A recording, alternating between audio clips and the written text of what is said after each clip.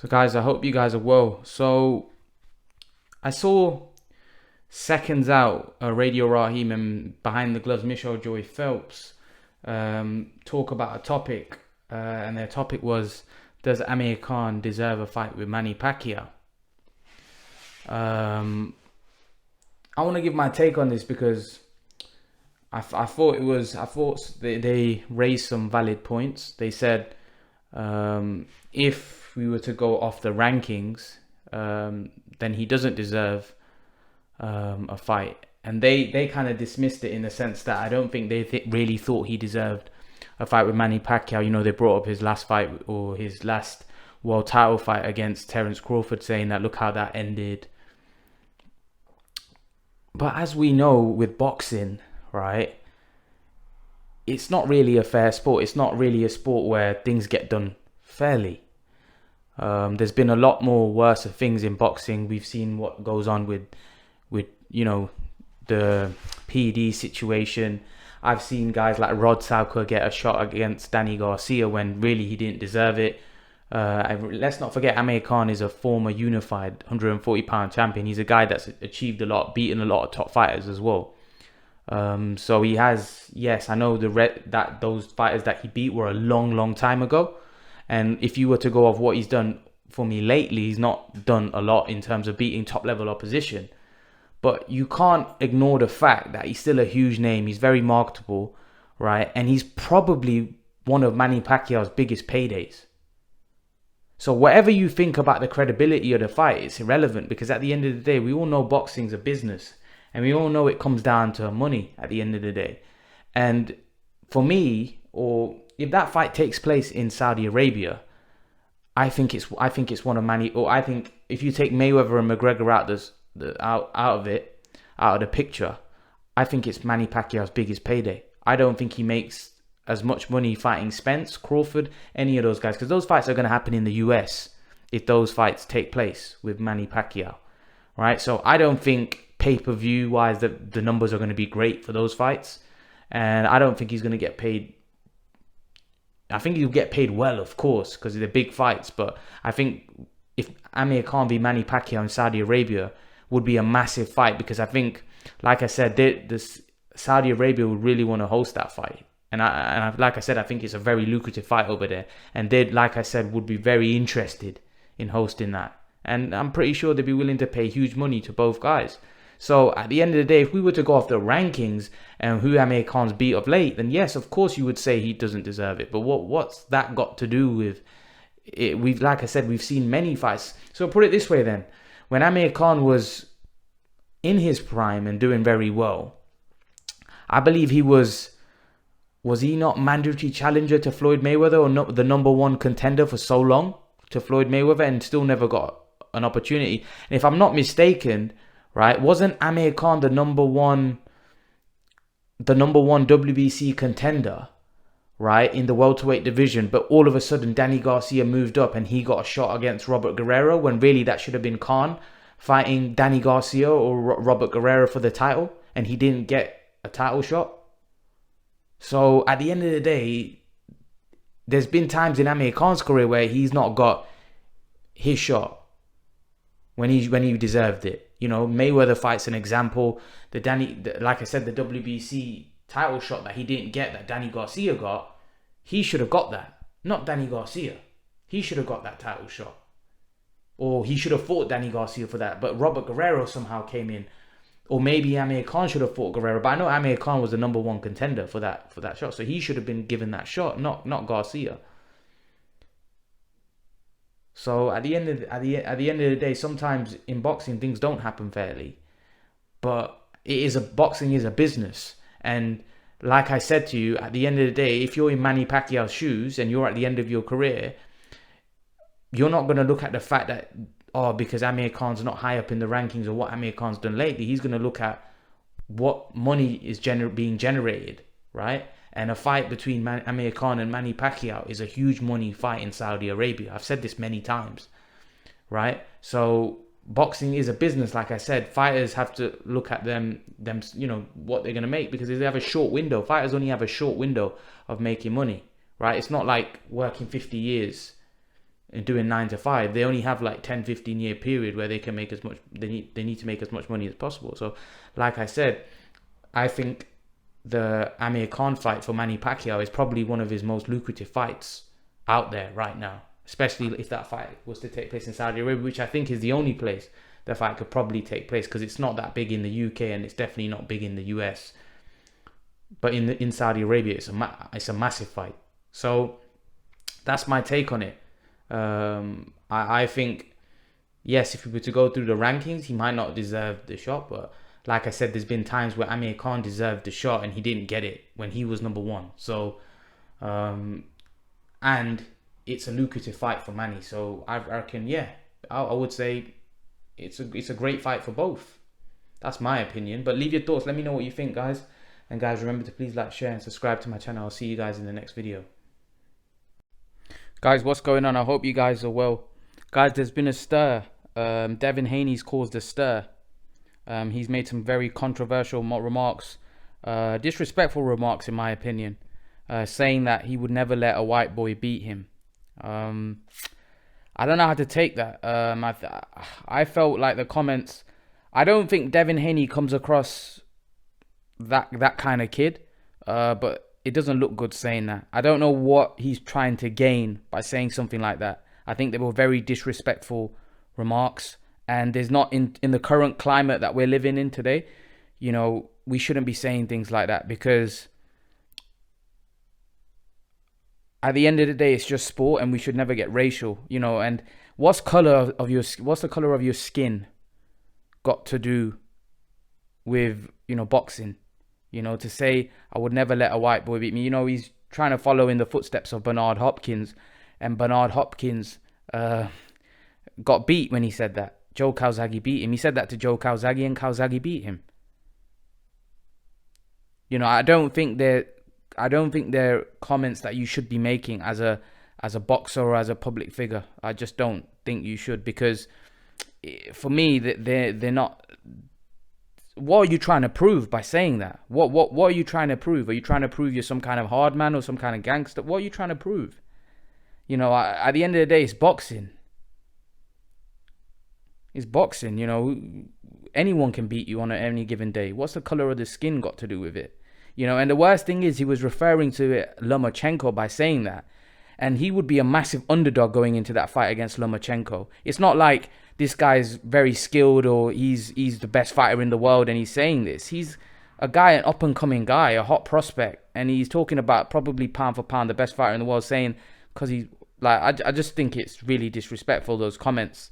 And then he's come out and said he's not a racist, which I don't think he is. I'll give him benefit of the doubt. But the comments, you know, they're not comments you should be making as a public figure. I think it was very disrespectful, if I'm honest. Devin Haney of late and Ryan Garcia, they talk a lot. They do talk a lot. I've noticed that they've got a lot to say. You know, recently they said things about Amir Khan, saying that, you know, he's on his hit list and he wants to fight. I don't know. I just think that, listen, achieve something in the sport first. You know, go out and beat some names and, you know, build a resume. You know, but to start making these remarks, I don't know whether they're doing it just to get a bit of publicity. Is it a publicity stunt? But, you know, you don't try to get publicity that kind of way, because, you know, you're gonna be hated. How many people after those remarks are hating on Devin Haney and wanting to see the downfall of Devin Haney after making those silly remarks? And the worst thing is, it doesn't even sound good coming out of his mouth, because, to be honest, he doesn't look that kind of kid. He looks like a good, grounded kid, and he's made silly remarks like that. You know, this isn't a controversial character or outspoken guy. This is a softly spoken, well-mannered kid that's just made some silly remarks. So it looks even worse. You know? So I just feel like at the end of the day, let your fist do the talking. You don't need to make remarks like that, because you're just going to be hated by a lot of the boxing fans, you know? I don't think there's any need for him to make those kind of comments. Just train hard, focus on your training, and, you know, look to do your talking in the ring rather than outside. I just think those comments were were disrespectful. I don't know whether he's apologized. He said he's not a racist. I don't know whether he's come out and apologized. I'd like to think he has. Um, but yeah, I hope he learns from this, grows from this, and doesn't make this mistake again, because, you know, it's just not right to say a white, I would never let a white boy beat me. What are you trying to prove? What are you trying to gain by saying that? Why are you making that statement? What is you trying to show you're some kind of hard man or something? Like, what? I don't understand the comment, because someone pointed out in the amateurs he got beat by 4 white guys. So what's your point? I don't understand what's boxing got to do with the color of your skin. I just think it's ridiculous. If I'm honest with you, I think comments like that, just, like I said, hopefully Devin Haney learns from this young up and coming hot prospect, and never makes comments like that again. But what do you guys make of it, guys? Leave your thoughts in the comment section below, and guys, remember to please like, share, and subscribe to my channel. I'll see you guys in the next video. So John Rel Casimero says he wants to destroy the monster. He's going monster hunting. John Rel Casimero, we all know, I don't know whether he's gone back to the Philippines or he's still stuck in Las Vegas. I think he's probably still stuck in Las Vegas, and he says he wants to get this boxing thing back and running, but I think he's gonna have to wait some time, because in America, I don't know what the situation is now, but I know it was really bad in New York. America's really big, so there might be certain parts in America that are not experiencing a lot of coronavirus cases, whereas New York's really bad. I don't know whether it's gone past their peak and now the spike's not as high anymore, and it's probably coming down, hopefully. Here in the UK, it's still really bad. We're getting nearly thousands of people dying every day, and maybe that might be the same in the US still, but the situation is not great. And I don't know, because what you got to understand is it's not just that when it goes past the peak and there's less casualties and people staying at home, because they're staying at home, the virus eventually there's not going to be that many people infected. However, it's the pressure on the health services as well. So at the minute, there's a lot of people in hospitals and stuff, and boxing's a dangerous sport. It's just, say for example, there's a boxing show go on, someone gets really hurt, you're putting more pressure on we're here in the UK, the National Health Service, the NHS. And in America, it would be the same, because right now the health service is experiencing high numbers of patients because of the coronavirus. So by putting a lot of further pressure on them by having boxing events, which could result in injured fighters, etc. At the minute, the health services need to be elsewhere, need to be treating more serious cases, with struggling with people that have been affected by this virus. So I think boxing's not going to come back anytime soon. I don't think. I think I'd be surprised if it comes. I think September, October, depending on what's going on right now, whether this clears up soon. But I don't think it's going to come back as quickly as what people think. I don't, because you got to realize is events like that, boxing, where people are gathering, unless they go behind closed doors, which I don't know they'll do, is going to spread the virus even further. So I'd like to think events, gyms, things that are not that important, right, are going to be the last things that they give the green light to, because at the end of the day, boxing matches aren't necessary. Yeah, they're necessary to boxers and stuff, but they're not. That's not that important. Now, schools and kids going to schools, that's very important. So I have a feeling that it's going to be a while since we come back. But getting back onto Inoue and Casimero, we know this is a massive fight. We know this is a fight that Casimero wants to prove himself, and I was really looking forward to this fight. I'm so gutted that this fight has been cancelled or postponed, because this fight would have probably happened. I think it would have happened. It was happening at the end of April, wasn't it? April 25th or something like that. I was really looking forward to it, really looking forward to it, and all of a sudden it's just everything's come to a halt. There were some big fights coming up, big fights coming up, and unfortunately now we're not having any of these big fights due to the situation we currently are in. But hopefully things get resolved in live boxing. I don't know when Casemiro and Inoue has been rescheduled for, but I'd like to think maybe September or maybe near the end of summer, hopefully, and we get to see this fight because it's a monster fight. One thing I will say, if boxing does resume in the fall, we may get a shed load of fights. However, there may be a lot of fights that are cancelled and there may be big fights put on instead. So, there may be a massive fight put on instead of, a fight that was meant to be, if that wasn't signed. Like for example, Billy Joe's situation with Canelo. Canelo might go straight into a fight with Golovkin because Canelo just came out and recently said that the fight with Billy Joe wasn't signed.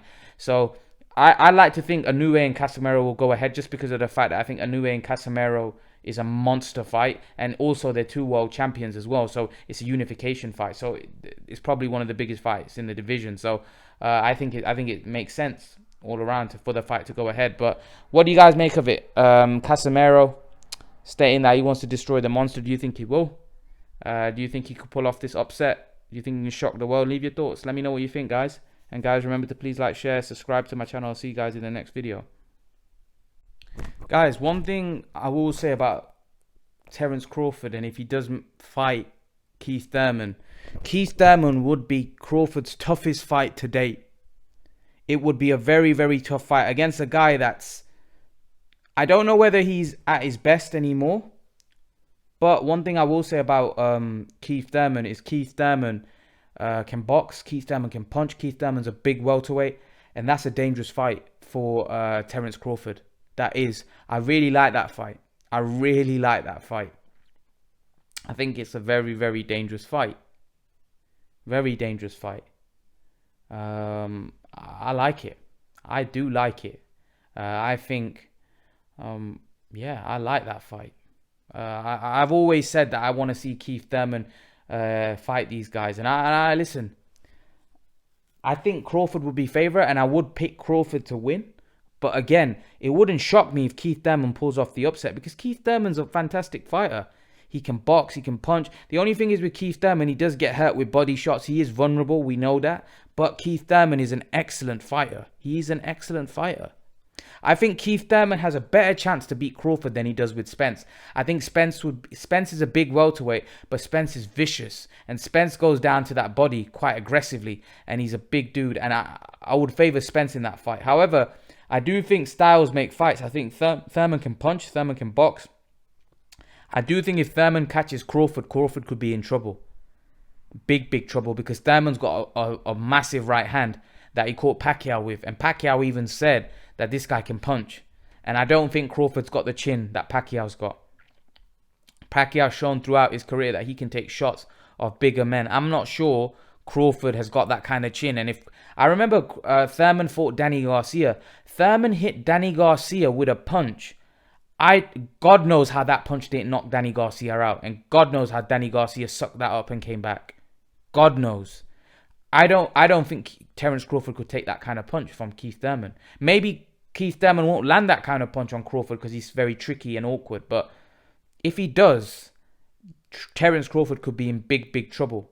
Big, big trouble. Because Thurman's quite a thick frame. He's a big welterweight, right? And Terence Crawford's got a skinny frame for welterweight.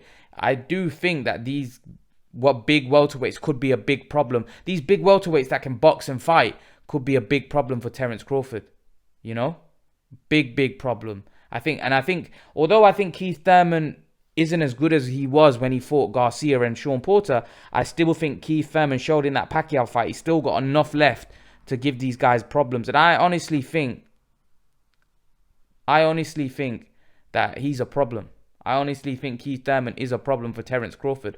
I like that fight. I really like that fight. I think I want to see it. I want to see Keith Thurman fight Terence Crawford next. I think Pacquiao's likely going to fight Mikey Garcia, or he's probably going to fight Mikey Garcia next in Saudi Arabia. Terence Crawford needs an opponent. Keith Thurman needs an opponent, right? Keith Thurman needs now big fights to get him motivated. He wants to dominate the division. Why not start off by fighting Terence Crawford? Because Keith Thurman's always had a motto where he said, these guys that are not 147 pounders that move up weight, they don't belong in the welterweight division. This is what Keith Thurman's always said. Terence Crawford's a guy that's moved up. He's not a natural welterweight. So if Keith Thurman believes in himself, right? Keith Thurman believes in himself, and he believes that Terence Crawford's a small welterweight, and he could use his size to bully Crawford. Then he should make that fight next, because I reckon Keith Thurman is a dangerous fight. I said it. I think he's a dangerous fight for Terence Crawford, and I think he's got power. He can box. That's not an easy fight for Terence Crawford at all. That's a dynamite fight. That's a big fight. So hopefully they can make that fight next. Hopefully Thurman, puts his foot down about making that fight, because I do think it is a winnable fight for Thurman. Although you would favor Crawford, it's a winnable fight. It's not an easy fight for Crawford. That's a hard fight when I look at it even stylistically, because Thurman's good. He moves on his feet. He boxes. He can punch. That's not an easy fight at all. So I like that fight. What do you guys think? Do you like it? Leave your thoughts in the comment section below. And guys, remember to please like, share, and subscribe to my channel. I'll see you guys in the next video.